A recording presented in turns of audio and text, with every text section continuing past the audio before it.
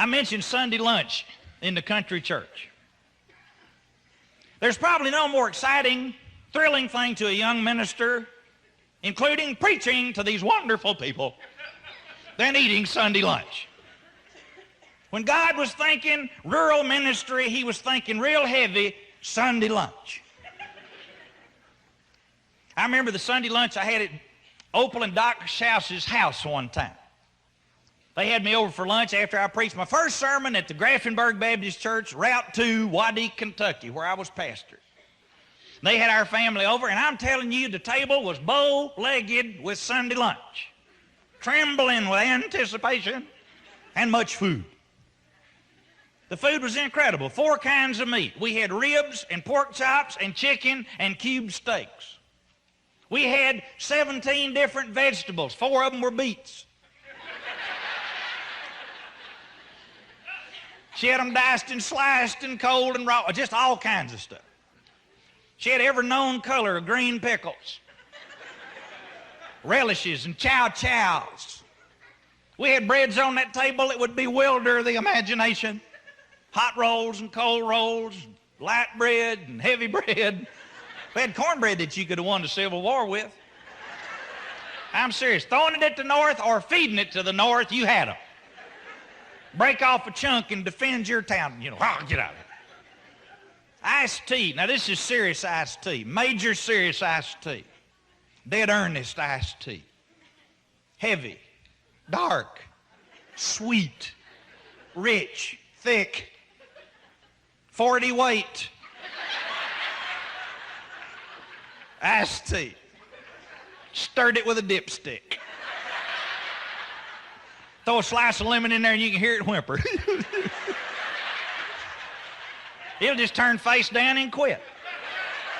Nothing that sour should die that sweet to death, even with a yellow back on it. Next morning, that dear lady will heat that tea and put it on your pancakes and you'll never know. For dessert, we got chocolate meringue pie. 1 inch of chocolate, 9 inches of meringue. Hens on this farm, God has called to meringue. And they have surrendered to it. They lay in eggs without yolks in them. You got to take a rack out of the oven to toast that meringue. When you pull it out, it looks like 9 dirty brown Dairy Queens. Little honey pebbles dripping around in the valleys between the peaks. Chocolate is your reward for wading through 9 inches of meringue. You ever try to chew that stuff? It's mystery. You eat a bite of it and whip the guy next to you for beating you to it. I love those chocolate meringue pies, and I loved it at the all-day singing and dinner on the ground, too, every 5th Sunday when they'd bring those things to the church. All kinds of fried chicken and potato salad and all that good stuff. Jell-O. I believe the Jell-O people had the happiest time in the world on Saturday before 5th Sunday because they did a major land office business at the Kroger store. Jell-O. And I just hated it when you go put your Jell-O on the plate and the baked beans ran over in your Jell-O. Don't you hate that?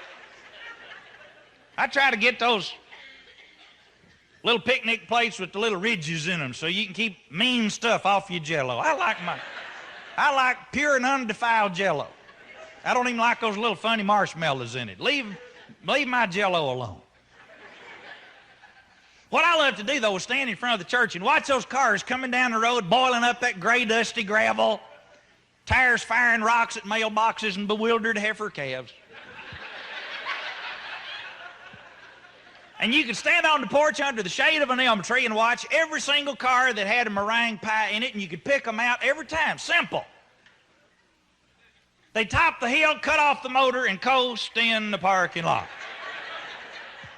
See, these people are not dumb. You haul enough meringue pies, you learn this. You run in the parking lot and hit your brakes, your meringue will slide off on the floorboard every time.